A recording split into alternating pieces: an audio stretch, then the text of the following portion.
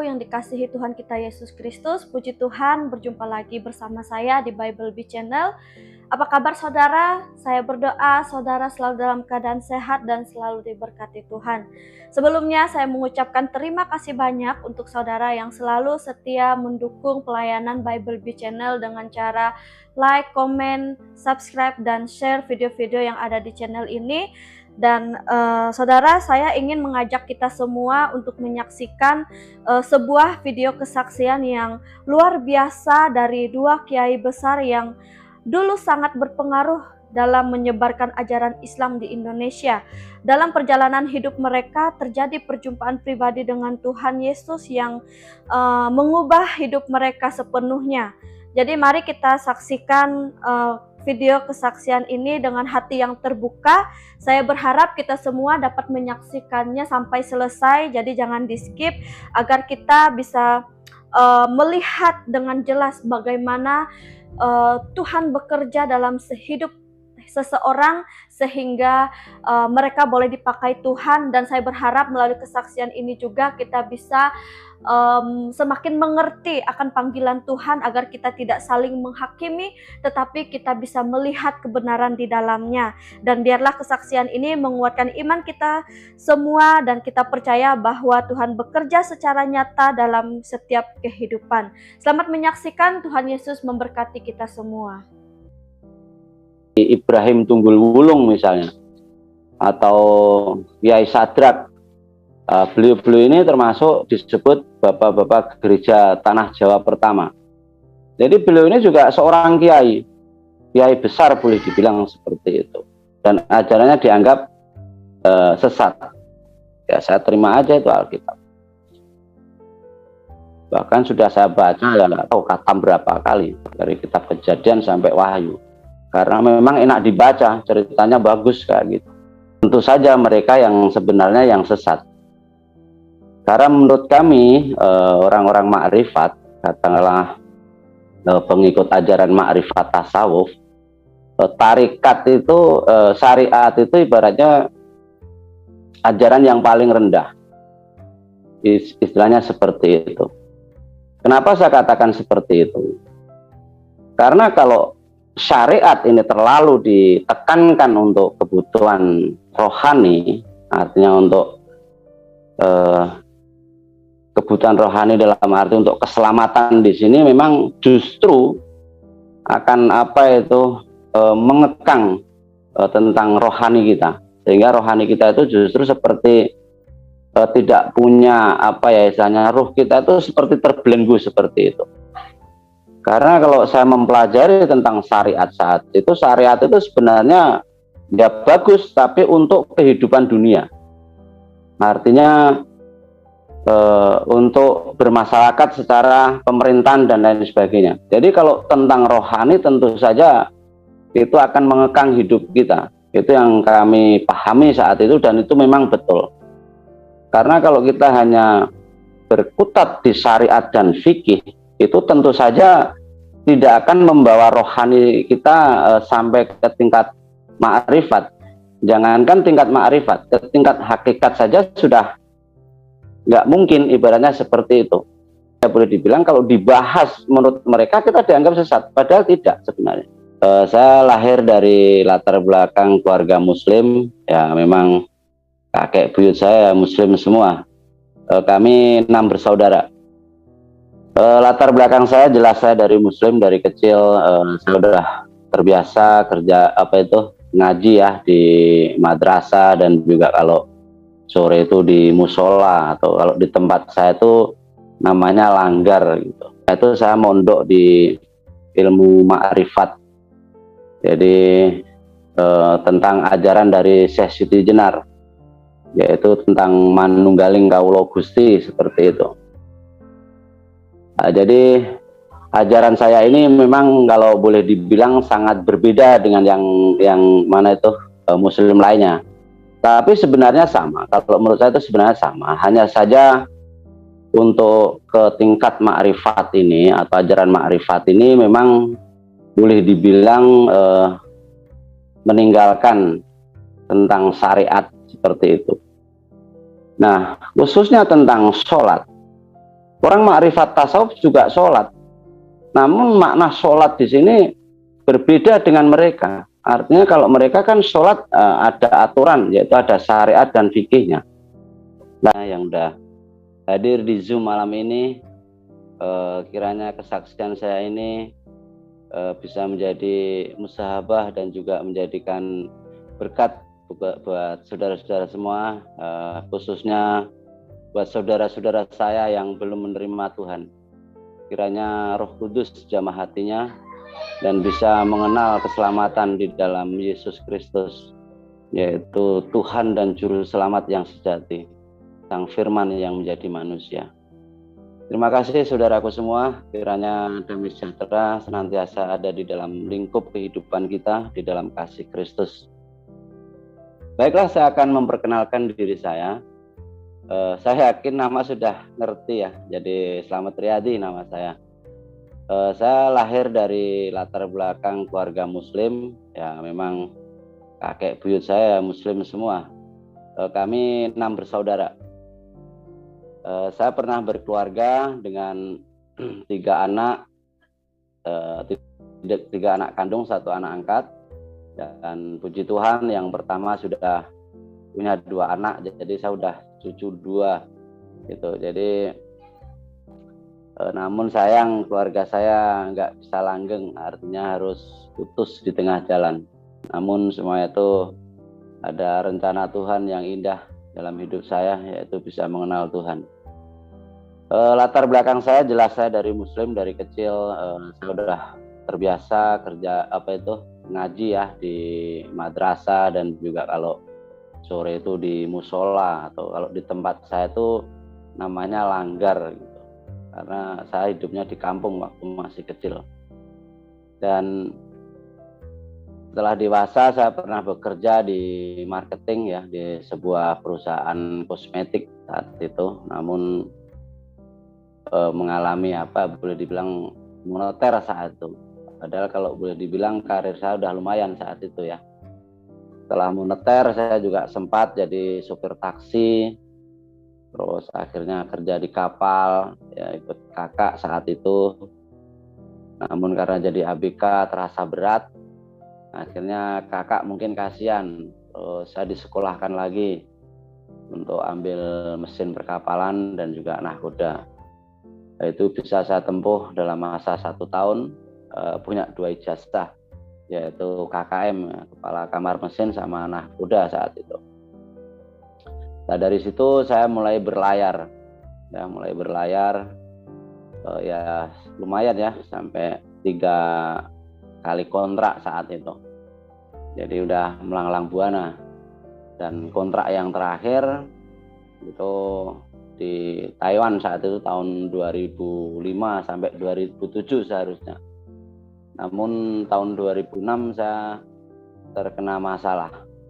Jadi justru dari situlah saya bisa mengenal Tuhan Yesus. Bahkan sampai saya dibaptis pada tanggal 7 Desember 2012. Nah, tentang perjalanan rohani saya, memang agak unik, boleh dibilang agak unik. Mungkin saya agak berbeda dengan yang lain. Karena sejak saya SMA, saya tidak lagi seperti yang lain, katakan seperti itu. Karena saya saat SMA itu saya mondok di ilmu makrifat. Jadi tentang ajaran dari Syekh Siti Jenar, yaitu tentang manunggaling kawula Gusti, seperti itu. Nah, jadi ajaran saya ini memang kalau boleh dibilang sangat berbeda dengan yang mana itu Muslim lainnya. Tapi sebenarnya sama. Kalau menurut saya itu sebenarnya sama. Hanya saja untuk ke tingkat makrifat ini atau ajaran makrifat ini memang boleh dibilang meninggalkan tentang syariat seperti itu. Namun sebenarnya kami tidak pernah mempersalahkan atau memperuncing tentang syariat maupun fikih. Namun dari kalangan mereka sendiri yang mengatakan kami sesat. Padahal kalau mereka mau merunut yang namanya ajaran, khususnya ini untuk rohani, tentu saja mereka yang sebenarnya yang sesat. Karena menurut kami orang-orang makrifat, katakanlah pengikut ajaran makrifat tasawuf, tarikat itu, syariat itu ibaratnya ajaran yang paling rendah, istilahnya seperti itu. Kenapa saya katakan seperti itu? Karena kalau syariat ini terlalu ditekankan untuk kebutuhan rohani, artinya untuk kebutuhan rohani dalam arti untuk keselamatan di sini, memang justru akan mengekang tentang rohani kita, sehingga rohani kita itu justru seperti tidak punya istilahnya, ruh kita itu seperti terbelenggu seperti itu. Karena kalau saya mempelajari tentang syariat saat itu, syariat itu sebenarnya ya bagus, tapi untuk kehidupan dunia. Artinya untuk bermasyarakat secara pemerintahan dan lain sebagainya. Jadi kalau tentang rohani tentu saja itu akan mengekang hidup kita. Itu yang kami pahami saat itu, dan itu memang betul. Karena kalau kita hanya berkutat di syariat dan fikih, itu tentu saja tidak akan membawa rohani kita sampai ke tingkat ma'rifat. Jangankan tingkat ma'rifat, ke tingkat hakikat saja sudah nggak mungkin, ibaratnya seperti itu. Karena seumur hidup hanya akan berkutat di syariat. Karena saya pernah belajar syariat, boleh dibilang bukunya itu luar biasa tebelnya kayak gitu. Contoh aja, mau makan diatur, mau masuk kamar mandi diatur, dan lain sebagainya. Bahkan kalau mau masuk kamar mandi misalnya, kalau nggak dengan doa dan nggak kaki kiri dulu, setan akan mengikuti kita. Jadi itu hanya akan mengekang rohani kita. Akhirnya adanya ketakutan dan ketakutan. Seperti itu. Itu yang disebut dengan doktrin surga neraka. Jadi bagi kami orang makrifat tasawuf itu sangat sangat bertentangan, intinya kayak gitu. Karena untuk syariat dan fikih itu tetap pengeterapannya ke hukum pemerintahan, misalnya seperti itu, atau hukum sehari-hari. Namun dalam hal rohani tentu saja nggak bisa diikat, artinya seperti itu.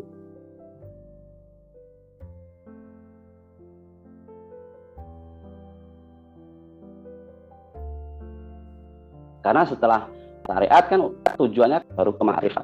Makanya kami orang di syariat dan fikih, katakanlah tentang rohani ya, ini khususnya untuk rohani yang saya bicarakan, maka ya hidupnya tidak akan pernah mengalami yang disebut dengan manunggaling kawula Gusti atau manunggaling Gusti kawula.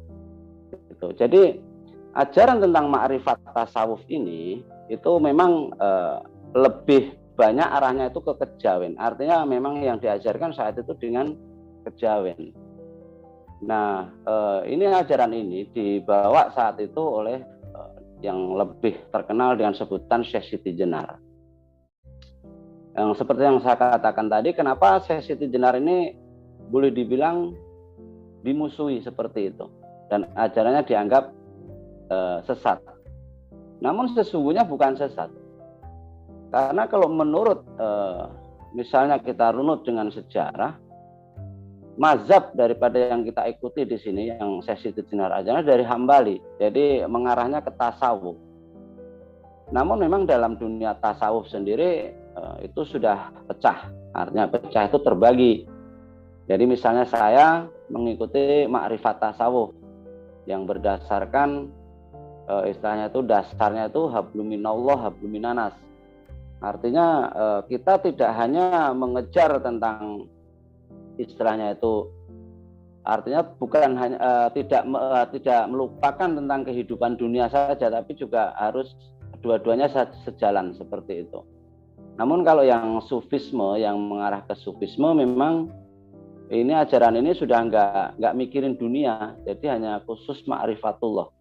Sedangkan kami adalah ma'rifatullah dan ma'rifatun anas, artinya habluminallah habluminanas seperti itu. Jadi hubungan dengan Gusti Allah dan hubungan dengan sesama manusia. Makanya dalam hal ini akan sangat boleh dibilang kalau dibahas menurut mereka kita dianggap sesat, padahal tidak sebenarnya. Karena semua tujuan rohani adalah dekat dengan Yang Maha Kuasa, dekat dengan Sang Pemberi hidup. di situ. Nah, kalau kita hanya berkutat saja di syariat dan fikih, tentu saja kita nggak akan pernah mencapai ke tingkat tarekot atau hakikat seperti itu, apalagi ke tingkat makrifat. Makanya kami bagi orang-orang makrifat tasawuf ya hanya tersenyum, artinya memang di dalam makrifat tasawuf ini orang diajari untuk sabar, untuk istilahnya itu mengasihi sama manusia, dalam arti tidak pandang bulu seperti itu. Makanya ada ukuran di dalam makrifat tasawuf itu, saapi-api menungso iku nek apik karo padha-padha. Artinya begini. Jadi sebaik-baik manusia itu yang baik dengan sesamanya. Dan seperti itu. Dan ukuran untuk dekat kepada Sang Khalik tentu saja harus baik dulu dengan sesama. Dengan sesama yang kelihatan aja nggak bisa baik, bagaimana mungkin bisa mengatakan baik dengan Sang Pencipta, seperti itu. Nah, sebaik-baik makhluk yang dikatakan sebaik-baik makhluk di sini artinya sebaik-baik orang yang bertakwa itu orang yang banyak bersyukur di situ. Nah, khususnya tentang sholat, orang makrifat tasawuf juga sholat. Namun makna sholat di sini berbeda dengan mereka. Artinya kalau mereka kan sholat ada aturan, yaitu ada syariat dan fikihnya. Nah, kalau dalam kami sholat di sini artinya ya hubungan roh kita, rohani kita kepada Sang Khalik. Karena sholat ini dalam arti atau dari asal kata itu as-sholah yang artinya itu menembah atau berdoa. Jadi dalam berdoa atau menembah di sini atau dalam sholat di sini ya boleh duduk, ya boleh berdiri, istilahnya seperti itu. Bagaimana kita nyamannya, ya boleh silo dan lain sebagainya. Jadi misalnya kami saat itu semedi atau istilahnya itu mengheningkan cipta, itu disebut juga sholat seperti itu. Jadi dalam ajaran ma'rifat tasawuf di sini yang diajarkan oleh Syekh Siti Jenar ini memang boleh dibilang berat sebenarnya, karena ini khusus tentang rohani, namun juga bukan berarti terus melupakan dengan sesama seperti itu. Jadi ajaran yang terkenal saat itu disebut ilmu tasawuf wujudiyah atau tasawuf yang mengandung makna itu wahdat al-wujud. Nah, ini memang untuk ukuran, apalagi orang yang suka menghina kami saat itu, yang selalu katakanlah mengatakan kami sesat, justru sebenarnya mereka sesat sendiri, karena seumur hidup sampai mati pun mereka tidak pernah mencapai tingkat ma'rifat. Jangankan ma'rifat, untuk hakikat saja mereka nggak bisa, karena selalu terbelenggu rohaninya itu dengan syariat dan fikih. Padahal syariat dan fikih ini lebih menuju untuk ke kehidupan bermasyarakat dalam arti bernegara atau hukum-hukum seperti itu, khususnya seperti itu. Nah, bagi kami orang makrifat tasawuf sebenarnya itu tidak masalah, kami menghargai. Namun dalam hal rohani tentu saja itu sangat bertentangan seperti itu, karena rohani itu kan menuju Sang Khalik. Kami menyebutnya Dat Sang Maulana, yaitu Tuhan yang Maha Kuasa. Nah, penekanan dalam ajaran ma'rifat tasawuf di sini adalah satu, kita harus mengerti asal usul manusia itu seperti apa. Itu yang disebut dengan ajaran sangkan paran atau sangkan paraning dumadi. Karena manusia tidak akan pernah mengerti dirinya sendiri kalau kita itu nggak tahu kita itu diciptakan oleh Gusti Allah itu seperti apa. Dan yang kedua tentang manunggaling kaulo Gusti dan manunggaling Gusti Kaulo. Jadi di dalam ajaran ma'rifat tasawuf, kalau kita itu sudah mencapai katakanlah tingkat yang sudah tinggi, itu kita akan mendengar suara Allah. Artinya kita itu tahu apa yang dikehendaki oleh Allah. Karena orang-orang ma'rifat tasawuf lebih suka menyucikan diri. Jadi artinya kalau orang sudah katakanlah mengerti tentang kehendak Allah dengan melakukan topo broto dan lain sebagainya, kan nggak mungkin melanggar syariat atau fikih atau hukum-hukum negara. Karena di dalam ajaran ma'rifat tasawuf ini sudah jelas dasarnya, yaitu siro tresno marang Allah ira kalawan gumolonging atinira lan kalawan gumolonging nyawanira sarta kalawan gumolonging budinira apa dene kalawan sak kabehing kakuatan nira. Jadi ya di sini punya apa itu istilahnya itu keimanan itu bahwa kita itu mencintai Gusti Allah itu dengan segenap hati, dengan segenap nyawa kita atau ruh kita, serta dengan segenap kekuatan seperti itu. Jadi benar-benar manembah, artinya benar-benar sholat seperti itu. Nah, istilahnya terus apa itu yang disebut dengan pepaken atau istilahnya ya boleh dibilang hampir apa itu ya hukum juga lah, termasuk itu angger-angger atau patokan. Jadi pepaken itu patokan yang kedua atau apa itu namanya bahasa Jawa pepakem ya. Yang kedua itu yaiku sira tresna marang ning sak padanira kaya marang awak ira dhewe. Jadi kita itu harus baik dengan sesama kita. Habluminanasnya harus ada. Nek kowe ora gelem dijiwit ya aja njiwit, misalnya kayak gitu. Jadi kalau kamu itu nggak mau dicubit, nggak mau disakitin ya jangan nyakitin, jangan mencubit seperti itu. Kalau kamu nggak mau dirugikan orang ya jangan merugikan orang. Jadi istilahnya wong nandur bakal ngunduh, misalnya seperti itu. Jadi apa yang kita tanam itu akan kita tuai seperti itu. Nah, yang ketiga kita mengimani tentang Sang Ratu Adil atau Sang Imam Mahdi yang akan datang di akhir zaman. Dan saat itu kami mengimani yang namanya Sang Ratu Adil itu ya Isa Al-Masih seperti itu. Dan ajaran Syekh Siti Jenar ini masih banyak berkembang di tanah Jawa, termasuk Islam Kejawen. Nah, untuk yang lebih terkenal pada zaman itu yang paling apa itu yang spektakuler ya zamannya Kiai Ibrahim Tunggul Wulung misalnya, atau Kiai Sadrak. Beliau-beliau ini termasuk disebut bapak-bapak gereja tanah Jawa pertama. Jadi beliau ini juga seorang kiai besar boleh dibilang seperti itu. Nah, dalam perjalanan rohani saya sampai saya istilahnya itu mengenal Sang Juru Selamat yaitu Yesus Kristus, itu terjadi tahun 2006 ya. Jadi saat itu saya kerja di kapal mengalami masalah, boleh dibilang terkena kasus hukum seperti itu. Nah, pada saat itu ya sebenarnya ini kalau saya ingat kadang-kadang ya tertawa sendiri, artinya tertawa mungkin karena saya sudah mendapat kasih karunia Tuhan ya. Kalau nggak mengalami itu ya mungkin saya nggak mengenal Tuhan Yesus.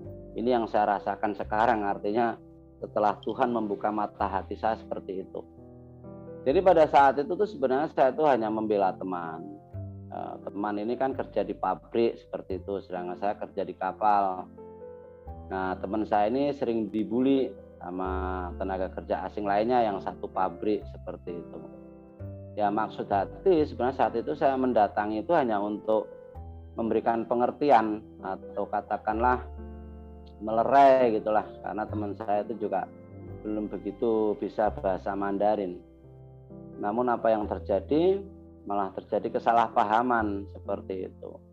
Nah, dalam perkelahian itu sampai terjadi istilahnya itu ada yang terbunuh seperti itu. Walaupun saat itu sebenarnya saya juga kurang begitu merhatiin karena 2 lawan 7 ya saat itu. Sedangkan teman saya aja juga setengah krempeng gitu.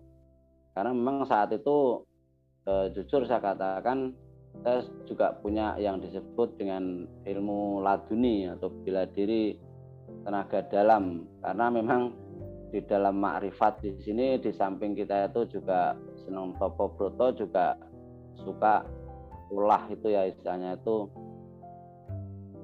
ulah kanuragan tapi dengan sistem tenaga dalam seperti itu. Nah akhirnya ya setelah kejadian itu singkat cerita ya saya akhirnya setelah jadi pelarian kurang lebih 5 bulan ya tertangkap seperti itu. Nah, waktu saya tertangkap ternyata teman saya udah tertangkap duluan. Nah, semua BAP itu diserahkan ke saya, kayak gitu intinya. Nah, waktu itu ya karena saya sok jagoan ya boleh dibilang apa ya namanya juga darah muda atau gimana intinya itu nyepelein aja, ya udah tak tanggung aja sekalian gitu, yang penting kamu bebas bisa pulang kayak gitu. Namun ternyata hukum berkata lain, malah dua-duanya kena karena kena jerat apa itu pasal itu kongcong saran atau istilahnya itu pembunuhan berencana seperti itu. Kenapa sampai kena pasal seperti itu? Karena kejadiannya memang dari tempat saya bekerja itu agak jauh, gitu. Bahkan boleh dibilang luar kota. Saya waktu itu kerja di daerah Kosyong di wilayah tengah ya, selatan, terus kejadian di wilayah Taiwan Tengah. Ya akhirnya dalam proses hukum ya berat. Teman saya kena 14 tahun, saya kena seumur hidup. Namun saya waktu itu ya nggak mau putus asa lah. Artinya saya mau melakukan banding ya, sampai bisa turun ya dari seumur hidup 15 sampai 13 tahun setengah seperti itu. Sampai akhirnya setelah putus dari banding itu kena 13,5 itu hampir masa naik banding itu nggak cepat, lama waktu itu 1 tahun 9 bulan lebih. Jadi saya udah mengalami capek semuanya istilahnya kayak gitu, kehilangan segalanya kayak gitu. Sedangkan keluarga pun saya suratin, pertama kali saya suratin yang masih bales gitu. Namun saat itu udah nggak mau bales lagi. Sampai akhirnya saya dipindah di Taipei Prison International, yaitu penjara internasional ya saat itu, kumpul dengan berbagai tahanan dari luar negeri ya, macam-macam kasusnya. Jadi dari manapun ada saat itu, bahkan dari Polandia, India, Amerika, Afrika ada semua saat itu, termasuk Malaysia, Filipina, dan Indonesia juga banyak saat itu. Waktu saya sudah bisa lihat datanya itu hampir 68 kalau nggak salah orang Indonesia. Kasusnya juga macam-macam. Ada yang pembunuhan seperti saya, ada yang jual senjata ilegal, narkoba, ya macam-macam lah. Namun puji Tuhan, dalam peristiwa seperti itu saya memang saat ini bisa merasakan hikmahnya, artinya bisa mengenal Tuhan.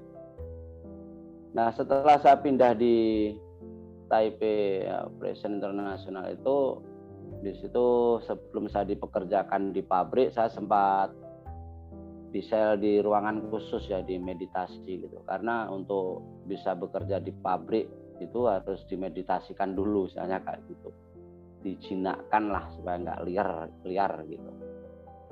Nah pada masa itu sebelum saya masuk ke pabrik, dipekerjakan di pabrik, saya sempat dikunjungi hamba Tuhan. Namun saat itu saya belum tahu kalau beliau ini hamba Tuhan. Gitu. Jadi saat kunjungan pertama ya biasa aja, hanya menanyakan kabar apa gitu, ngobrol biasa, terus memberi saya beberapa buku seperti itu. Sampai akhirnya saya pindah di pabrik itu. Namun ada satu yang mengejutkan saat kunjungan pertama itu, beliau ini ya mendoakan saya dalam nama Tuhan Yesus Kristus itu. Namun saya sebagai orang makrifat ya tetap habluminanas, artinya saya menghargai beliau sebagai sesama manusia. Walaupun hati saya sempat kaget saat itu, karena nama itu kan bagi saya sebenarnya ya nggak asing. Dikatakan nggak asing kan berarti itu dari orang Kristen kayak gitu. Dulu pandangan saya seperti itu. Tapi kami tetap aja, atau saya tetap aja baik dalam arti memang itu habluminanas, hubungan dengan sesama manusia. Sampai berikutnya saya sampai dikerjakan di pabrik saat itu. Beliau ini juga masih mengunjungi terus. Setelah itu saya baru tahu kalau beliau ini hamba Tuhan. Karena waktu mengenalkan pertama ya beliau ini dari perwakilan seperti itu untuk bidang rohani. Namun saat itu saya juga kurang ini ya, kurang apa istilahnya, kurang nanggapi dalam hal rohani. Intinya kayak dia sombong lah intinya.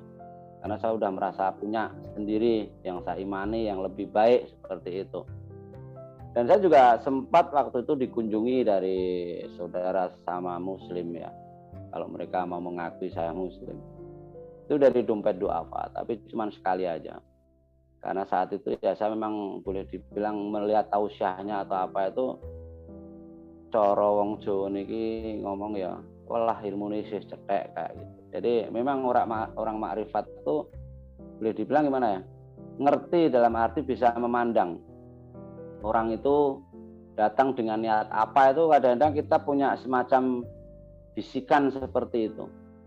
Karena saya tahu mereka datang bukan niat tulus, walaupun apa misalnya memang datang dengan memberi bantuan atau apa.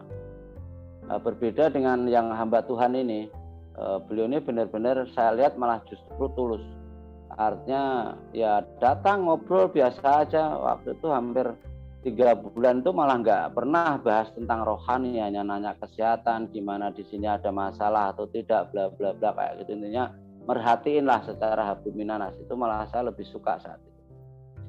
Nah pas hampir 3 bulanan lebih beliau ini ngasih saya Alkitab. Nah, di situ saya baru ngeh lah saya, oh beliau ini ternyata orang Kristen, pendeta atau hamba Tuhan.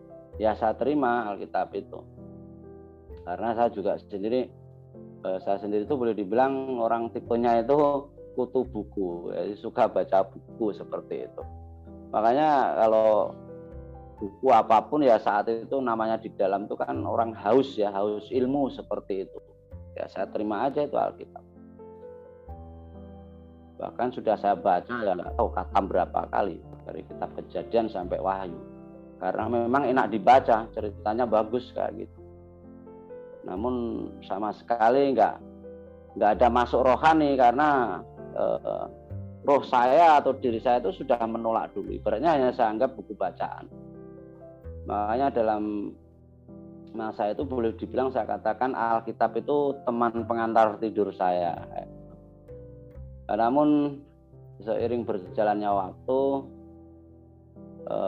saya agak kecewa saat itu. Kecewanya karena keluarga saya sendiri sih sebenarnya. Saat dapat surat sudah ditunggu-tunggu ibaratnya ya kabar dari rumah anak-anak gimana, dapat surat sudah senang-senang dapat, nggak tahu isinya minta cerai gitu ya, agak kecewa. Namun ya setelah saya renungkan ya wajar lah kalau istri minta cerai seperti itu. Namanya masih muda ya, cantik, pasti ya masih butuh istilahnya itu kebutuhan lahir maupun batin seperti itu. Ya saya balas ya oke aja, artinya saya balas dengan baik ya, mudah-mudahan dapat jodoh yang lebih baik, iman yang lebih baik, dan semuanya pokoknya doa-doa yang terbaik seperti itu. Namun tidak lama kemudian ya masih tahun yang sama, saat itu tahun 2011 ya, dapat surat lagi, malah isinya ini mau kawin. Kalau pertama isinya itu minta cerai, minta perceraian, yang kedua mau kawin. Ya pikir saya kalau mau kawin sih nggak apa-apa ya, wajar lah istilahnya gitu. Namun sebelum saya terima surat itu sebenarnya saya sudah dapat telepon dari kakak saya, ya mengabarkan kalau istri saya itu mau kawin gitu. Namun kakak saya itu ya waktu ngomong tuh masih ya dan tidak, intinya kayak gitu. Namun akhirnya terjawab di surat itu bahwa istri saya itu kawin dengan adik saya sendiri, adik kandung.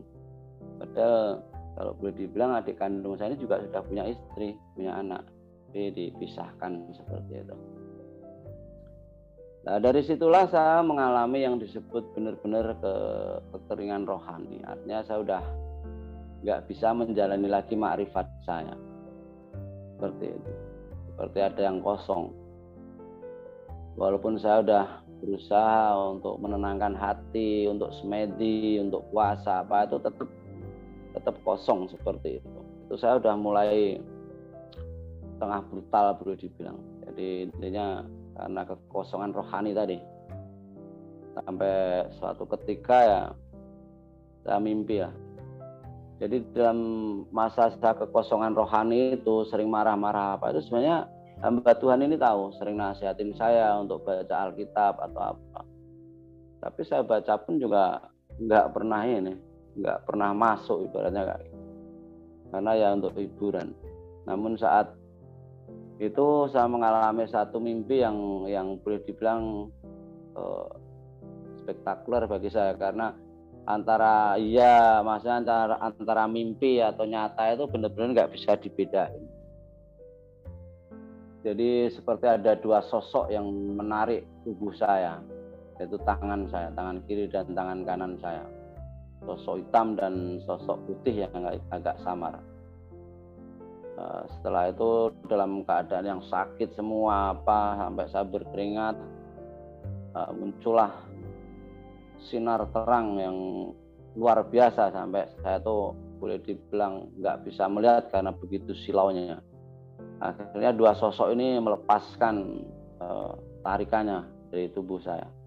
Dan setelah saya mengenal Tuhan, saya baru tahu ternyata dua sosok yang menarik saya ini, satu iblis, yang satu ajaran yang saya dulu. Dengan sinar terang saya yakin itu adalah terang Tuhan sendiri. Karena sebagaimana firman Tuhan katakan bahwa Dia adalah terang. Jadi Tuhan itu adalah terang, terang yang sesungguhnya, yang menerangi setiap orang yang sedang datang ke dunia. Jadi Tuhan itu terang. Itu saya temukan di situ. Nah, dari situlah saya mulai boleh dibilang menantang, katakan gitu, karena saya sudah mengalami kekosongan rohani. Pada saat itu saya sempat cerita sama hamba Tuhan ini, Pak, saya mimpi begini-begini gitu. Ya sama jawabannya hamba Tuhan itu, bacalah Alkitab. Jadi beliau ini sering, setiap saya ada masalah apa ya jawabnya cuma itu aja, nasihatnya, bacalah Alkitab. Itu terus beliau itu sabar banget. Ya saat itu saya sudah sering baca Alkitab, makanya sudah saya katakan mungkin sudah khatam berapa kali ya, dari kitab Kejadian sampai Wahyu itu boleh dibilang secara bacaan itu saya mungkin sudah hafal seperti itu karena sering saya baca. Namun yang jadi masalah yaitu karena kesombongan saya dalam hal rohani saat itu, yang dalam hati saya tidak percaya kalau itu tuh firman Tuhan dan lain sebagainya. Jadi baca berapa kali pun ya tetap nggak masuk gitu. Hingga suatu ketika saya tantang Yesus saat itu. Waktu saya udah dalam keadaan hampa dan lain sebagainya, karena saya juga sudah sering dapat tausiah istilahnya kayak gitu dari hamba Tuhan ini. Waktu itu saya udah boleh dibilang bawaannya itu ya antara ingin mati atau hidup ya. Jadi hidup segan mati tak mau, karena setiap melihat atau teringat tentang istri saya dan adik saya itu ya sampai nggak bisa berpikir, karena apa ya, itu secara agama juga sudah nggak boleh seperti itu, apalagi secara adat. Jadi bingung sendiri, karena kalau dipikir-pikir ya memang nggak pantas kayak gitu. Bagaimanapun juga, padahal kalau boleh dipikir ya keluarga saya tuh boleh dibilang ngerti agama, adik saya tuh juga ngerti, istri saya tuh juga ngerti agama, bahkan mertua saya itu kan demi Tuhan saya katakan memang imam masjid, udah kiai haji, tapi kok nggak tahu, kok nggak bisa mikir kayak itu. Jadi saat itu saya betul-betul kosong rohani saya. Ma'rifat saya tuh boleh dibilang udah nggak masuk lah kayak gitu. Saya udah berusaha menenangkan diri nggak bisa, susah. Akhirnya saya tantang Yesus saja, karena saya memang hati saya belum mengakui kalau Yesus itu Tuhan. Walaupun saya udah boleh dibilang dapat siraman atau tausiah hampir 3 tahun, dari tahun 2009 sampai 2011, itu bukan waktu pendek. Saya makanya kalau teringat Bapak rohani saya ini luar biasa cara memberikan teladan, yaitu tentang kasih dan kesabaran, itu saya luar biasa. Sampai sekarang saya masih menjalin hubungan dengan beliau. Di situ saya tantang Yesus. Saya mintanya sepele banget malam itu, karena saya udah nggak bisa tidur semua bawaannya cuman marah. Waktu mau tidur tuh ya saya pegang juga itu Alkitab. Tapi saya bilang, Yesus, kalau kamu memang benar Tuhan, beri saya malam ini tidur nyenyak. Dan besok pagi kalau saya bangun, saya bisa melupakan semua kepahitan hidup saya. Tapi kalau Engkau bukan Tuhan lah, biarlah aku mati. Haleluya. Walaupun itu hanya boleh dibilang sepele ya, mungkin buat orang-orang yang biasa tidur nyenyak di kasur empuk atau di spring bed. Tapi bagi saya saat itu merupakan satu kelegaan yang luar biasa. Saya bisa tidur dengan nyenyak, bangun dalam keadaan damai, itu luar biasa sekali. Bahkan saya bisa nyanyi-nyanyi saat. Padahal kalau biasanya itu saya bangun tidur ya nggak tahu lempar bantal atau lempar cangkir yang di sebelah atau apa, nggak tahu, atau temen jadi sasaran terus. Apalagi kalau udah mau masuk ke kamar mandi itu kan ada keroyokan biasanya, siapa duluan mau pipis atau apa gitu. Tapi saat itu saya bangun santai banget, bahkan malah nyanyi-nyanyi. Dan saat itu ada temen ya bawa radio kecil itu di setel kelang gitu. Saya masih ingat lagu itu karena lagu itu enak, dalam arti itu yang membuat saya enjoy saya itu. Jadi lagu Wush yang Aitami itu lagunya enak banget. Ya mengenang masa lalu lah. Oke, jadi sejak saat itu tergugah rohani saya. Artinya kekosongan rohani yang selama ini saya alami saat itu seperti ada sesuatu yang membuat apa kehausan ini, seperti ada sesuatu yang bisa ini ya memberikan kelegaan. Jadi dalam kehausan itu saya seperti mendapatkan kelegaan walaupun belum seberapa, tapi saya seperti haus ingin minum lagi seperti itu. Akhirnya saya harus punya apa istilahnya prinsip, dalam arti prinsip itu harus bisa menentukan hidup saya, karena boleh dibilang saat itu intinya saya harus bangkit kayak gitu. Terus saya berusaha nantang lagi karena saya udah penasaran, tiap hari juga baca Alkitab bahkan hampir 3 tahun tapi nggak tahu isinya. Malam itu saya mengakui semua kesalahan saya, dosa-dosa saya ibarat. Dan saya sombong juga saat itu, memang tantang saya, Alkitab saya tantang. Kalau memang engkau firman Tuhan, kitab suci yang ada isi firman Tuhan, maka biarlah Tuhan sendiri yang membuka mata hati saya. Tapi kalau hanya sekedar buku bacaan, ya berarti nggak ada apa-apanya intinya kan. Saya mulai buka saat itu. Dahsyat sekali waktu itu. Waktu saya buka pertama kali di ayat pertama itu, saya udah bergetar saat itu. Saya seperti nggak sadar diri, boleh dibilang. Kok semua jawaban yang saya imani dulu, ajaran yang saya terima dulu, semua ada di sini. Luar biasa. Tentang penciptaan manusia. Itu yang menjadi kehausan saya saat itu. Bagaimana saya harus mengenal Tuhan melalui sangkan paraning dumadi. Artinya tentang bagaimana Tuhan menciptakan hidup saya, menciptakan diri saya. Itu sampai saya benar-benar kaget. Bukan hanya sekedar kaget yang apa ya, benar-benar bergetar. Pokoknya itu nggak bisa saya bayangkan saat itu. Bahkan waktu itu sampai saya sempat menangis. Jadi kekeringan rohani yang selama itu saya cari, boleh dibilang terjawab di dalam kitab Kejadian tentang sangkan paraning dumadi. Ternyata manusia itu diciptakan oleh Tuhan Allah bukan hanya dari debu tanah, tapi juga ada tiupan ruhnya Allah itu sendiri. Makanya kalau kita perhatikan di dalam kitab Kejadian ini, semua saat Tuhan menciptakan yang lain, semuanya itu baik, semuanya itu baik. Namun begitu menciptakan manusia, berbeda. Ini yang membuat saya kaget di situ. Jadi saat menciptakan manusia sangat amat baik. Ini saya renungkan sampai lama sekali. Akhirnya saya melakukan semacam perbandingan tentang ajaran-ajaran yang saya dulu pernah saya dalami. Di situ saya kaget, ya Tuhan, ternyata ini jawabannya. Jadi ternyata manusia itu diciptakan oleh Allah bukan hanya dari sekedar debu tanah, tapi sesuai dengan gambar dan rupanya, sesuai dengan peta dan teladannya. Ini luar biasa. Benar-benar bicara tentang rohani. Memang kalau Alkitab hanya dibaca secara harfiah tidak akan bisa. Maka Allah menciptakan manusia itu menurut gambarnya. Menurut gambar Allah diciptakannya dia. Laki-laki dan perempuan diciptakannya mereka. Allah memberkati mereka. Lalu Allah berfirman kepada mereka, beranak cuculah dan bertambah banyak. Penuhilah bumi dan taklukkanlah itu.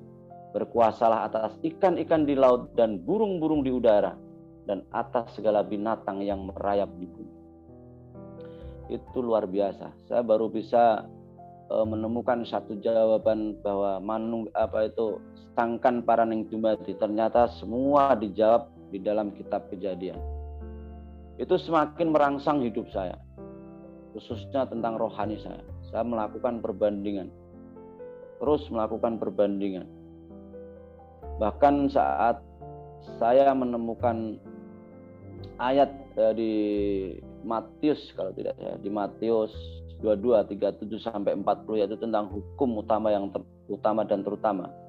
Itu sama persis dengan ajaran yang kami rasakan dulu, yaitu tentang gumolonging ati lan nyawa kanggo Gusti Allah. Jadi sira tresna marang Allahira kalawan gumolonging atinira lan kalawan gumolonging nyawanira serta kalawan gumolonging budinira.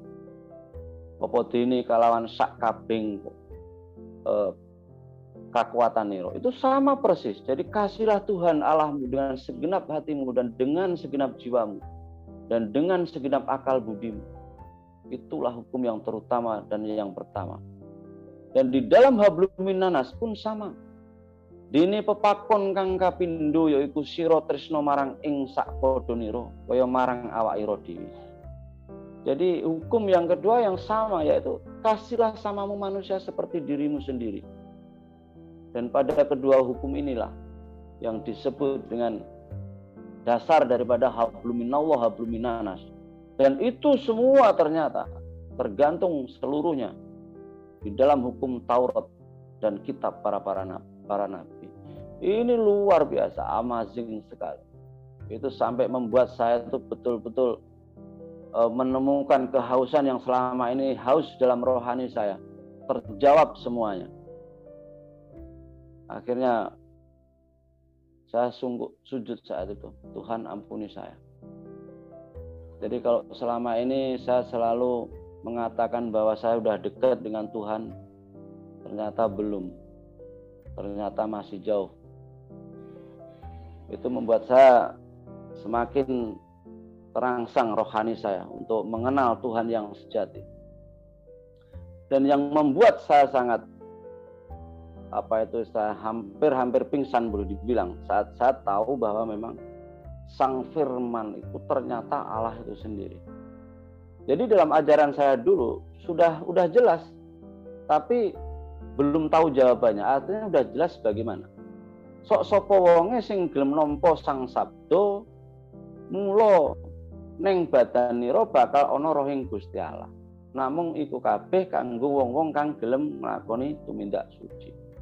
Jadi artinya barang siapa yang mau menerima Sang Sabda atau Sang Firman di dalam hidupnya, maka hidupnya akan menemukan yang disebut kesucian di dalam dirinya, dan ada ruhing Gusti Allah. Jadi ada ruh Gusti Allah.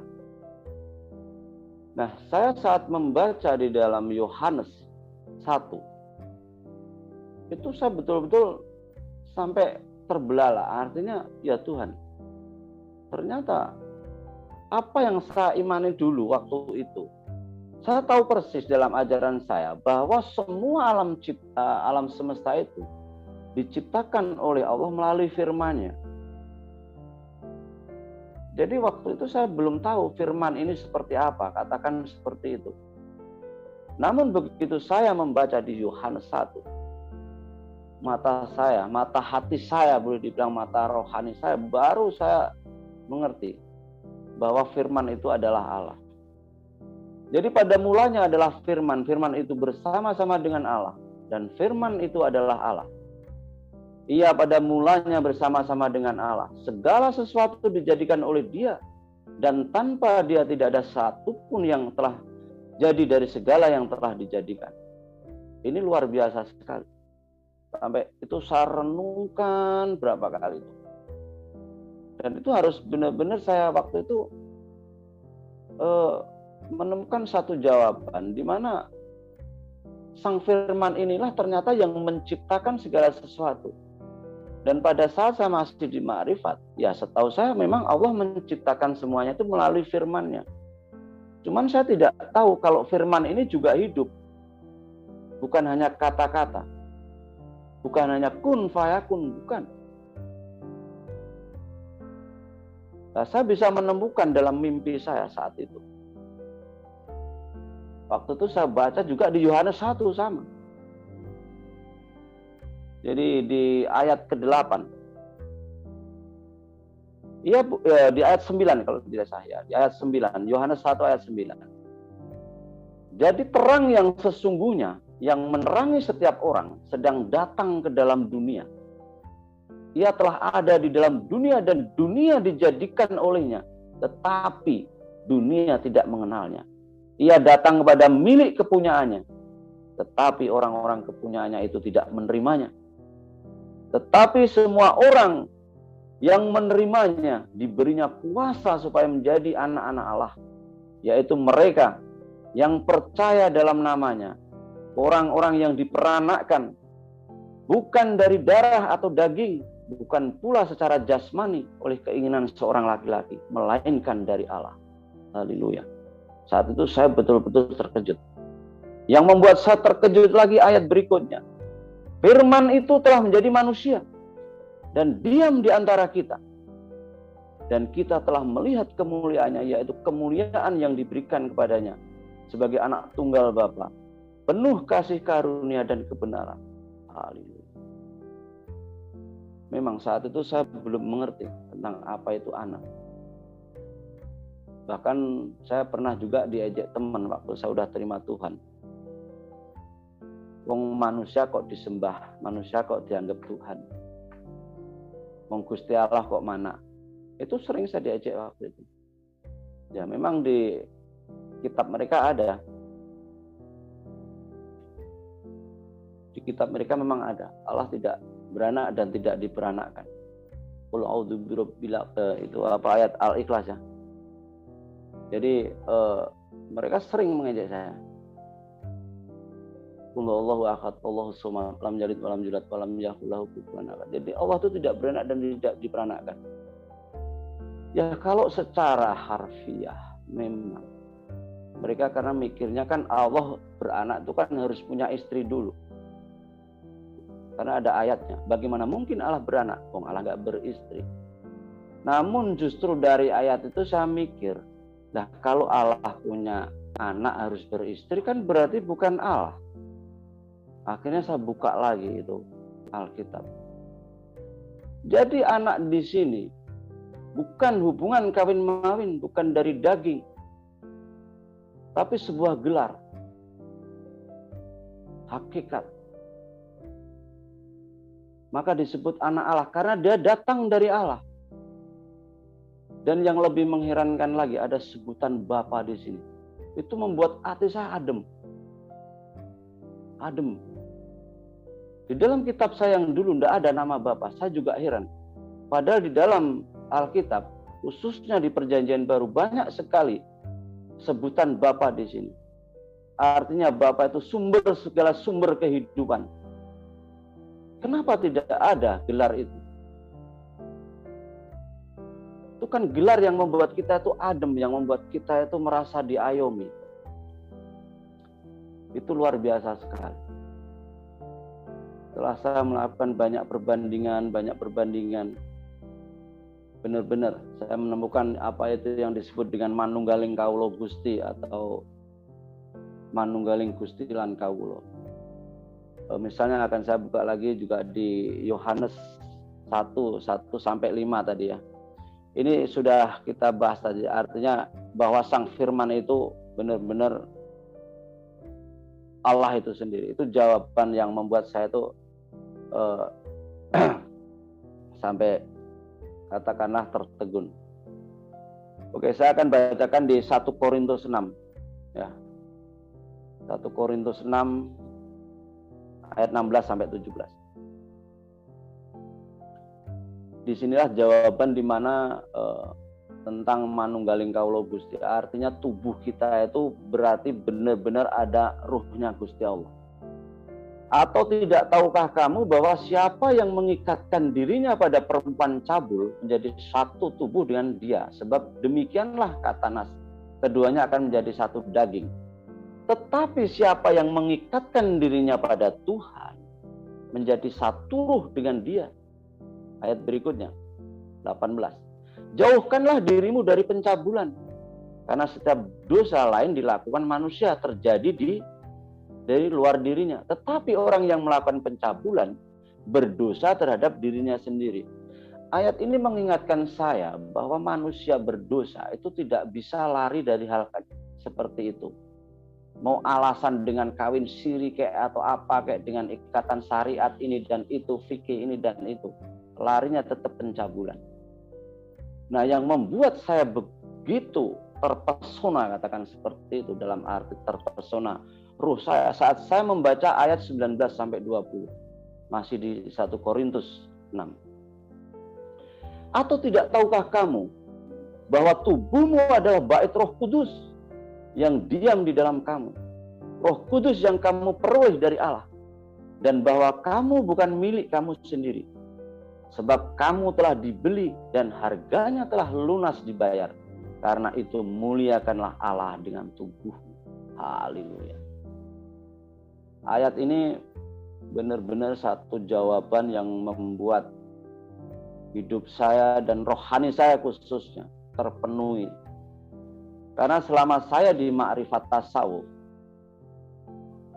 di mana sampai tingkat ma'rifat tertinggi saat itu untuk memiliki ruhnya Allah, supaya mengerti bahwa diri saya itu menjadi bait roh Allah yang disebut manunggaling kaulo Gusti dan manunggaling Gusti kaulo.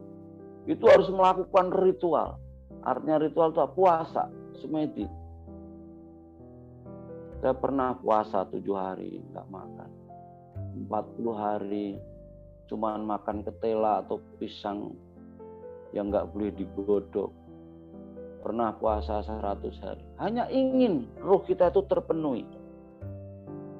Makanya dari awal sudah saya katakan, kalau beragama hanya secara harfiah, bukan untuk kerohanian kita, demi Tuhan saya katakan, tidak akan pernah mengenal Sang Khalik.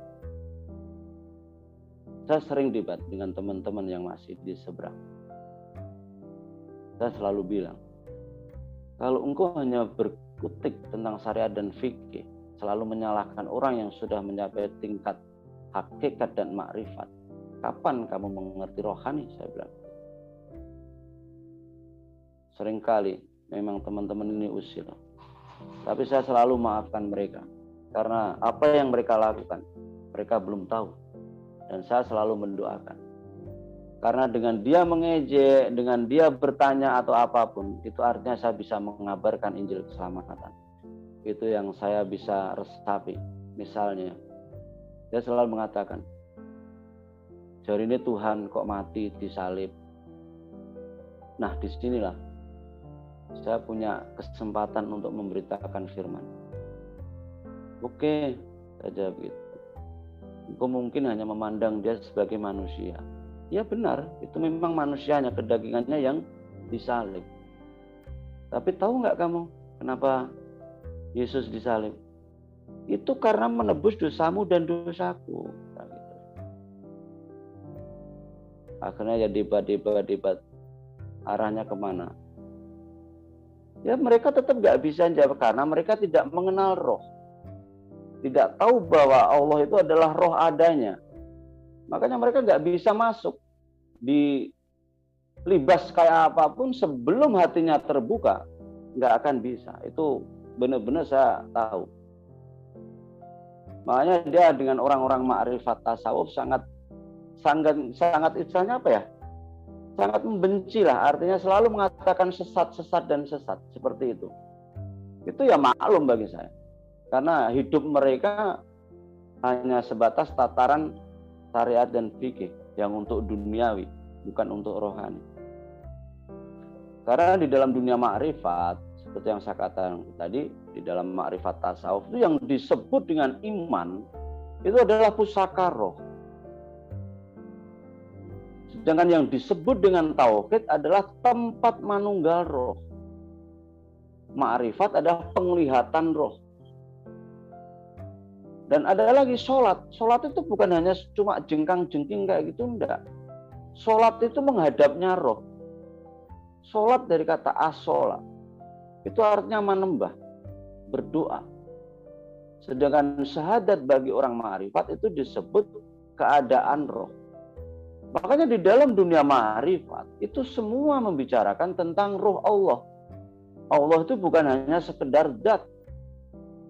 Sedangkan mereka mengatakan Allah hanya zat. Gimana mereka mengerti ruh? Makanya mereka kalau mati ya ruhnya nggak bakal sampai ke Gusti Allah. Ruhnya mungkin gentayangan, nggak tahu di bawah jembatan, di pohon atau apa, di kuburan tok misalnya kayak gitu. Jasadnya di kuburan, rohnya juga di kuburan. Karena rohnya nggak kembali kepada sang pemberi ruh. Karena mereka tidak tahu kalau ruhnya itu dari ruhnya Gusti Allah. Dia nggak pernah belajar tentang sangkan paraning dumadi. Artinya bagaimana Allah menciptakan manusia.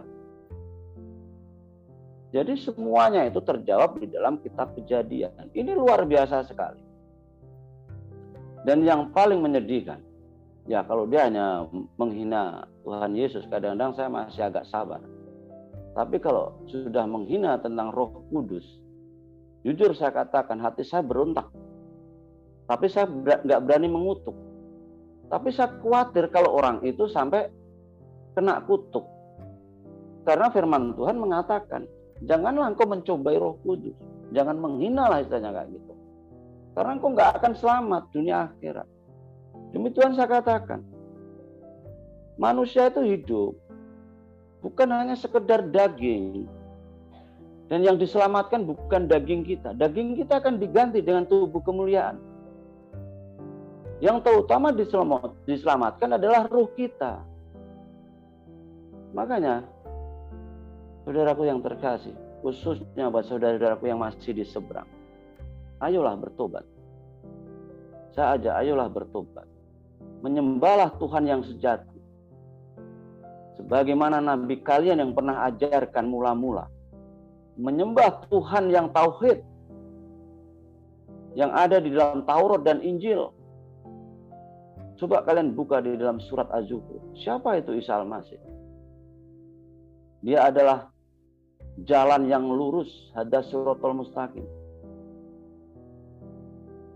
Dia mengerti tentang pengetahuan hari kiamat. Dia terkemuka berkuasa dunia akhirat. Ada itu suratnya. Di Ali Imran kalian baca 45 dan 55. Apalagi kalau kalian ingin mengerti tentang Trinitas, sebenarnya di dalam Al-Furqan yang saya imani dulu ada, cuman belum terlihat, yaitu Allah, Firman, dan Rohulullah atau Rohul Kudus. Itu sudah tersirat sebenarnya, cuman saat itu kami belum tersingkap, karena saat itu saya belum membaca tentang Taurat dan Injil.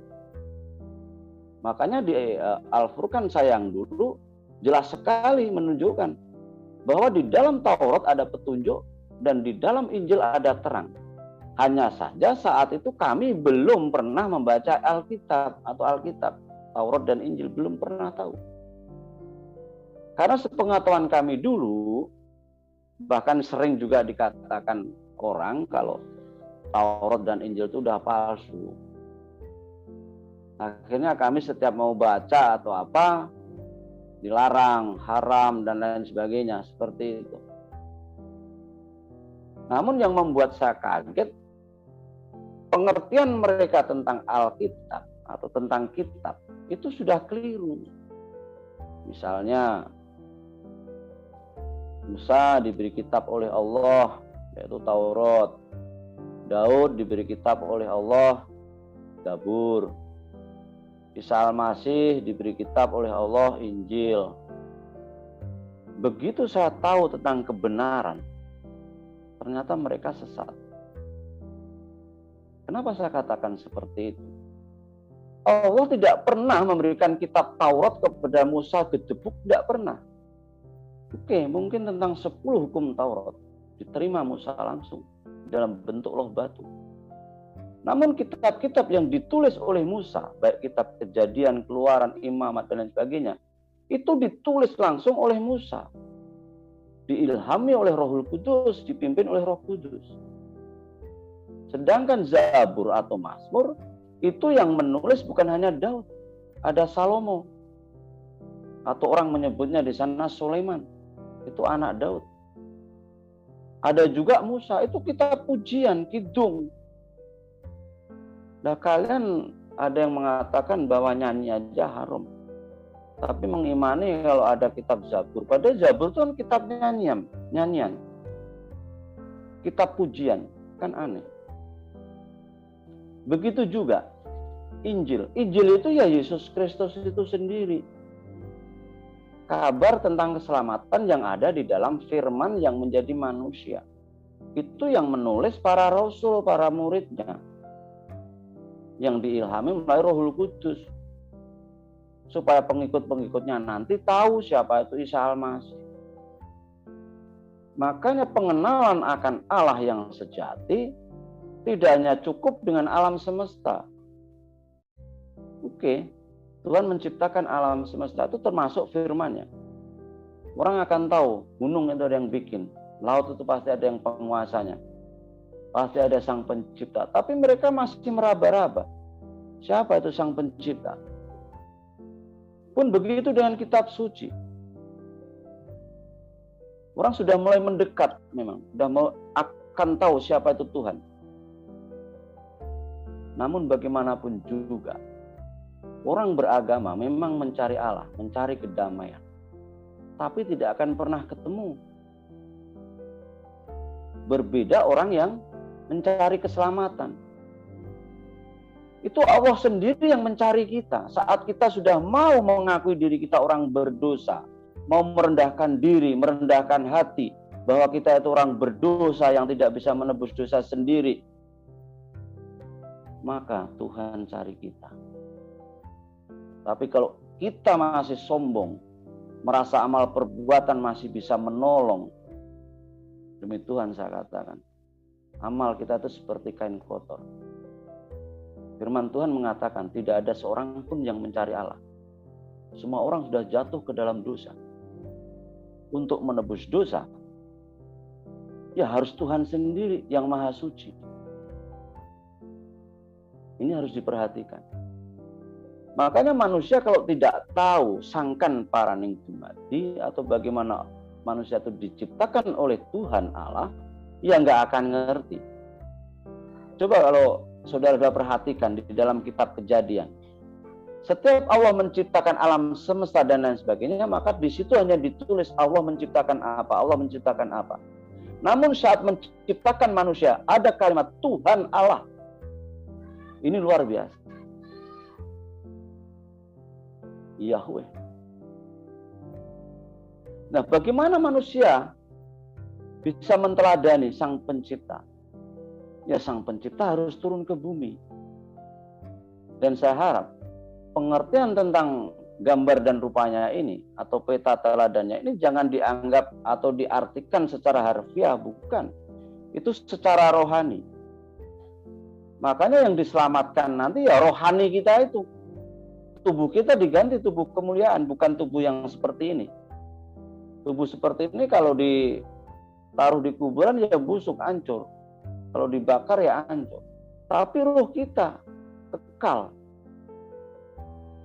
Makanya dalam hal doktrin keselamatan, mengenal tentang Allah Tritunggal, itu merupakan doktrin yang memang agak sulit. Dan itu hanya ada di dalam kekristenan. Karena di agama seberang, walaupun itu sudah tersirat, tetap nggak bisa menemukan kalau orang itu nggak mau menundukkan dirinya, nggak mau rendah hati. Selama mereka masih sombong dengan imannya dalam arti taklid buta, nggak akan pernah mengenal bahwa Tuhan Allah yang sejati itu juga Bapa, Putra, dan Roh Kudus. Di dalam keesaannya, itu bersatu padu. Artinya tunggal esa, tauhid. Kata tauhid itu satu kesatuan, bukan tunggal tokdil atau bukan wahid, bukan. Makanya ajaran tentang Allah Tritunggal sangat penting. Karena ketiga pribadi Allah dalam Tritunggal itu tidak dicipta. Ini harus diingat. Ketiganya itu ada dari kekal sampai kekal, Alfa Omega. Kristus selaku pribadi kedua Allah Tritunggal tidak lebih rendah daripada Allah Bapa. Jadi ini memang pemahaman seperti ini bagi orang yang belum mengenal tentang rohani memang sulit sekali untuk dijelaskan. Begitu juga dengan Roh Kudus. Itu bukanlah suatu kuasa atau hukum alam yang dipakai oleh Allah, itu bukan. Untuk membuat karyanya, bukan. Melainkan adalah diri Allah itu sendiri, yaitu pribadi ketiga daripada Allah Tritunggal. Jadi hal ini memang kalau orang belum mengerti rohani, kadang-kadang mengatakan Allah itu tiga. Orang selalu mengejek 1 tambah 1 tambah 1 3. Itu pelajaran SD secara harfiah. Makanya orang yang tidak mengerti rohani, ya selalu isinya mengejek. Itu hal biasa bagi saya. Namun saya kasihan sebenarnya. Mereka juga orang-orang yang harus kita berikan kabar baik. Mengapa kita sangat penting atau sangat mementingkan tentang teologi atau doktrin? Karena teologi merupakan pengenalan akan Allah. Jadi teologi bukan hanya sekedar belajar untuk supaya mengerti firman atau apa. Bukan seperti itu. Teologi itu pengenalan akan Allah yang sejati. Theos itu berarti Allah. Jadi theos dan logos dari bahasa Yunani. Ya, sedangkan logos itu berarti firman itu sendiri. Berarti melalui firman kita mengenal Allah. Inilah ilmu pengetahuan tentang Allah yang sesungguhnya. Makanya kadang saya kalau berdebat dengan saudara-saudara muslim, jujur saya katakan, boleh dibilang apa ya, bukan saya tidak mau sebenarnya, tapi saya kasihan. Karena mereka itu kadang-kadang kalau debat ini yang sering saya alami ya, hanya pokoknya ngeyel, pokoknya seperti nggak ada itu apa. Bagaimana untuk menjelaskan tentang rohani itu memang sulit. Nah, setelah saya renungkan, saya berdoa, ternyata itu bukan hanya perang secara kata-kata atau secara harfiah, bukan, tapi tentang rohani. Jadi pengenalan akan Allah ini sangat penting sekali dan begitu penting. Karena pertama, pengenalan akan Allah itu merupakan titik tolak bagi hikmat yang sejati, yaitu bagaimana itu kita mengenal Tuhan yang sejati, yang menciptakan kita sesuai dengan peta dan teladannya. Kalau kita nggak ngerti istilahnya itu bagaimana Tuhan menciptakan kita, terus nanti kalau kita meninggal itu akan kemana, ya Tuhan, kadang saya sedih banget. Makanya saudaraku yang terkasih, dalam kesaksian kali ini saya benar-benar mengajak saudara-saudaraku. Kenapa saya tidak banyak bicara tentang khususnya perjalanan-perjalanan saya, tentang mujizat-mujizat yang saya dapat dari Tuhan. Misalnya di dalam penjara saya bisa menjadi penulis, bisa katakanlah menang lomba, dan kenapa itu tidak saya ungkap? Mungkin saudara-saudara sudah lihat video-video saya. Hari ini saya ingin menekankan tentang konsep di mana Allah Tritunggal itu adalah Allah yang Esa. Jadi saudaraku yang terkasih, ayolah buka belenggu-belenggu kefanatikan kalian, jangan hanya istilahnya itu taklik buta seperti itu. Ini saya sudah membuat satu ringkasan ya tentang Kristus sebagai dasar pengenalan akan Allah. Supaya saya lebih boleh dibilang memang ini saya dedikasikan buat saudara-saudaraku yang belum mengenal Tuhan. Siang tadi setelah saya berdoa, Tuhan membawa saya, Roh Kudus membawa saya untuk menyiapkan makalah ini. yaitu Kristus sebagai dasar pengenalan akan Allah. Kalau di video-video saya kemarin, saya sudah banyak mengatakan atau menyimpulkan dalam arti memberikan pengertian bahwa Yesus Kristus datang ke dunia. Sang Firman yang menjadi manusia adalah puncak wahyu ilahi, puncak wahyu Allah. Maka di sini saya akan memberikan sedikit ringkasan tulisan saya tentang Kristus sebagai dasar pengenalan akan Allah. Jadi Allahnya orang yang beriman, kita sebut orang-orang Kristen ya, orang yang sudah menerima Kristus Yesus sebagai Tuhan, adalah Allah memperkenalkan dirinya di dalam diri Yesus Kristus. Dan Yesus Kristus merupakan puncak dari wahyu Allah. Wahyu Allah yang ada di dalam alam saja tidak cukup. Wahyu Allah yang terdapat di dalam kitab suci bersifat lebih tinggi. Namun, klimaks atau puncak wahyu Allah terdapat di dalam diri Kristus. Pribadi kedua yang turun ke dunia. Di dalam diri Kristus kita mengenal Allah secara konkret. Di dalam diri Kristus kita mengenal Allah secara sempurna. Dan di dalam diri Kristus kita mengenal Allah secara benar dan tepat. Keakuratan pengenalan Allah hanya bisa dicapai melalui pengenalan akan Kristus Yesus. Dan yang memberikan kesaksian yang benar tentang Kristus adalah firman yang tertulis di dalam Alkitab. Itulah sebabnya Alkitab merupakan saksi bagi Kristus, yang menyaksikan tentang Kristus. Dan melalui Kristus inilah kita datang kepada Allah Bapa. Namun, dari manakah kita dapat mengerti Alkitab? Dari Roh Kudus. Roh Kudus memimpin kita ke dalam arti yang sesungguhnya dari Alkitab. Melalui Yesus Kristus. Melalui Alkitab kita dipimpin seluruhnya ke dalam pengenalan akan Yesus Kristus. Melalui Kristus kita mengenal Allah Bapa yang sesungguhnya. Dengan perkataan lain, kunci kita mengenal Alkitab adalah Roh Kudus. Kunci kita mengenal Yesus Kristus adalah Alkitab. Dan kunci kita mengenal Allah Bapa adalah Yesus Kristus.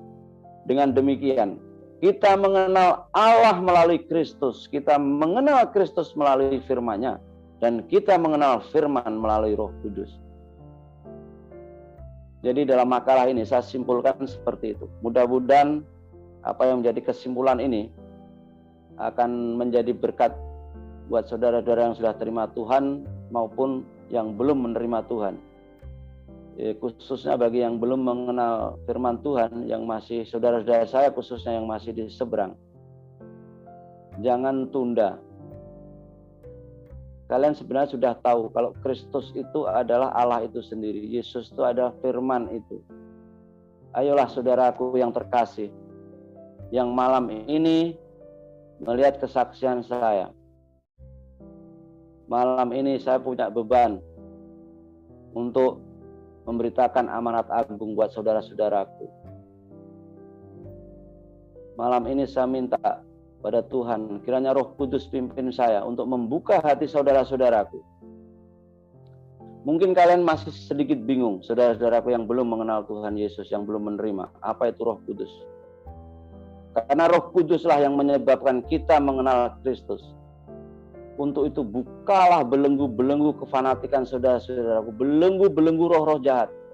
Biarlah Roh Kudus, biarlah Roh Allah itu sendiri yang datang, yang mengisi hidup saudara. Jangan roh-roh kegelapan. Kunci mengenal Allah hanya ada di dalam Yesus Kristus. Ingat ya. Apa kata Tuhan? Akulah jalan kebenaran dan hidup. Tidak ada seorang pun yang datang kepada Bapa kalau tidak melalui aku. Yohanes 14 ayat 6. Tetapi bagaimanakah orang dapat datang kepada Kristus? Mereka ditarik oleh Bapa. Yohanes 6:44. Saudaraku yang terkasih, tentu saja supaya kalian mengenal Kristus, mengenal Injil kebenaran, tentu harus diberitakan. Tentu harus ada yang memberitakan. Kalau tidak, siapa lagi yang akan memberitakan? Maka amanat agung mengatakan, pergilah ke seluruh bangsa. Jadikan seluruh bangsa muridku. Barang siapa yang sudah percaya, baptislah dia dalam nama Bapa, Putra, dan Roh Kudus. Dan Tuhan akan menyertai sampai akhir zaman.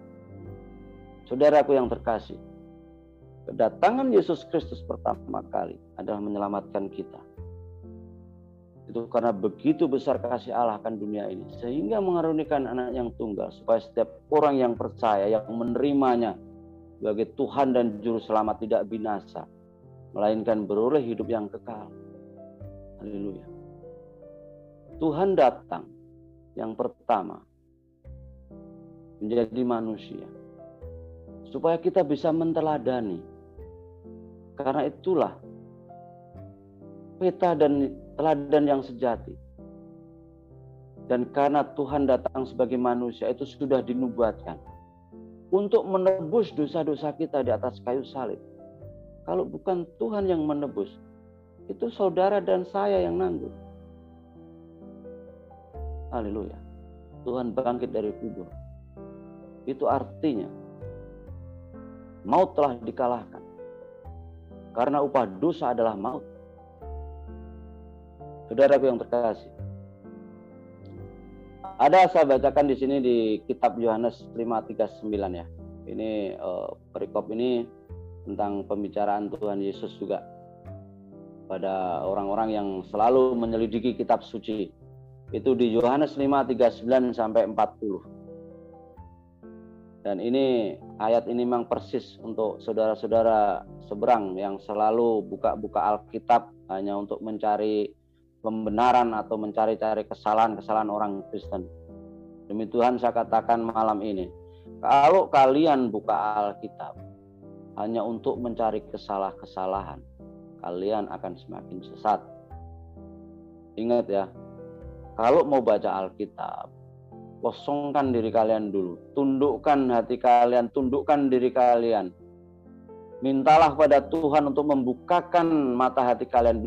Biarlah Roh Kudus datang membuka mata hati kalian. Oke, saya bacakan. Kamu menyelidiki kitab-kitab suci sebab kamu menyangka bahwa olehnya kamu mempunyai hidup yang kekal. Tetapi walaupun kitab-kitab suci itu memberi kesaksian tentang aku, namun kamu tidak mau datang padaku untuk memperoleh hidup itu. Namun, saudaraku yang terkasih, yang ada di dalam kasih Kristus, saya percaya hari ini, malam ini, apa yang saya katakan, apa yang menjadi kesaksian saya, sekiranya teman-teman saya, saudara-saudara saya mendengar, akan tergugah hatinya, Roh Kudus akan membuka semua belenggu-belenggunya. Ingat saudaraku, kita hidup bukan hanya sekali. Artinya apa? Ya, secara tubuh kita mati, tapi roh kita kekal. Seperti yang saya katakan tadi, roh kita, hidup kita, nafas kehidupan kita, itu dari Gusti Allah. Makanya, untuk mengenal al-hayat yang sejati itu bukan secara harfiah, secara tubuh bukan. Yang kekal itu adalah jiwa kita, ruh kita. Saudaraku yang terkasih, saya rasa itu dulu kesaksian saya. Barangkali saudara-saudaraku ingin bertanya atau apa, lain kali mungkin ada sesi tanya jawab atau apa. Namun satu hal yang pasti, mukjizat Tuhan itu nyata. Tuhan Yesus ajaib, Tuhan Yesus baik. Tidak ada yang mustahil bagi Tuhan.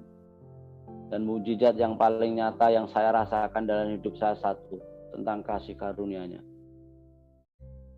Saya orang berdosa yang tidak bisa menebus semua kesalahan dan dosa-dosa saya. Saya orang hina yang tidak pantas di hadapan tahta Kristus, yang tidak pantas untuk menghadap Tuhan. Namun Tuhan begitu menyayangi saya. Tuhan begitu mengasihi saya. Tuhan mau tebus dosa-dosa saya. Tuhan mau rangkul saya. Tuhan mau saya dijadikan anaknya. Puji Tuhan, kesaksian yang sungguh sangat luar biasa, dan kesaksian ini betul-betul sangat memberkati. Saudara-saudara yang dikasihi Tuhan, apa yang baru saja kita dengar bukanlah sekedar sebuah cerita hidup, Tetapi kesaksian yang baru saja kita dengar itu merupakan kesaksian tentang kuasa Tuhan yang begitu nyata. Ketika kita melihat seseorang yang dahulunya begitu yakin dengan jalan hidupnya, bahkan dulu mereka pernah memimpin orang lain di dalam keyakinan mereka, tetapi hari ini berdiri sebagai saksi Kristus. Mereka menjadi saksi Kristus. Mereka yang dahulunya sangat berpengaruh besar, mereka menyatakan kebaikan Tuhan dalam kehidupan mereka. Melalui kesaksian ini kita diingatkan bahwa tidak ada hati yang terlalu keras untuk dijamah oleh Tuhan. Ini bukanlah sesuatu tentang siapa yang lebih benar atau siapa yang lebih hebat. Tetapi melalui ini kita bisa melihat bagaimana kasih Tuhan yang mencari, kasih Tuhan yang menemukan, dan kasih Tuhan yang mengubahkan hidup seseorang. Kesaksian ini juga menjadi cermin bagi kita semua bahwa iman kita hari ini bukan hanya untuk kita simpan, tetapi untuk kita jalani dengan sungguh-sungguh, bahwa mengikuti Yesus bukan sekedar pilihan sesaat, tetapi mengikut Yesus merupakan sebuah panggilan yang berani, yang mungkin penuh dengan tantangan, namun pasti berada dalam tangan Tuhan yang setia. Dan kita belajar satu hal yang sangat penting, kalau Tuhan sudah memanggil seseorang, tidak ada yang bisa menghentikan rencananya. Hari ini mungkin kita tidak memiliki latar belakang seperti kesaksian tadi ya, tetapi kita memiliki panggilan yang sama, yaitu hidup bagi Kristus untuk menjadi terang dimanapun kita berada. Menjadi saksi Kristus, membagikan kebenarannya dimanapun, kapanpun, dan untuk siapa saja. Jadi kita memilih percaya kepada Tuhan Yesus, berarti kita harus berani untuk menyampaikan kebenaran-kebenaran tentang Tuhan Yesus kepada orang-orang yang belum mengenal Yesus. Kiranya Tuhan pakai hidup kita semua untuk menjadi saksinya bagi kemuliaannya. Saudara, untuk meresponi kesaksian ini, saya ingin membagikan kebenaran firman Tuhan dari Efesus pasal 1 ayat 3 sampai ayat yang ke-14. Efesus pasal 1 ayat 3 sampai ayat yang ke-14, saya akan membacakan bagi kita semua. Kekayaan orang-orang yang terpilih. Terpujilah Allah dan Bapa Tuhan kita Yesus Kristus, yang dalam Kristus telah mengaruniakan kepada kita segala berkat rohani di dalam sorga. Sebab di dalam Dia Allah telah memilih kita sebelum dunia dijadikan, supaya kita kudus dan tak tercacat di hadapan-Nya. Dalam kasih Ia telah menentukan kita dari semula oleh Yesus Kristus untuk menjadi anak-anak-Nya, sesuai dengan kerelaan kehendak-Nya, supaya terpujilah kasih karunia-Nya yang mulia, yang dikaruniakannya kepada kita di dalam Dia, yang dikasihinya. Sebab di dalam Dia dan oleh darah-Nya kita beroleh penebusan, yaitu pengampunan dosa, menurut kekayaan kasih karunia-Nya, yang dilimpahkannya kepada kita dalam segala hikmat dan pengertian.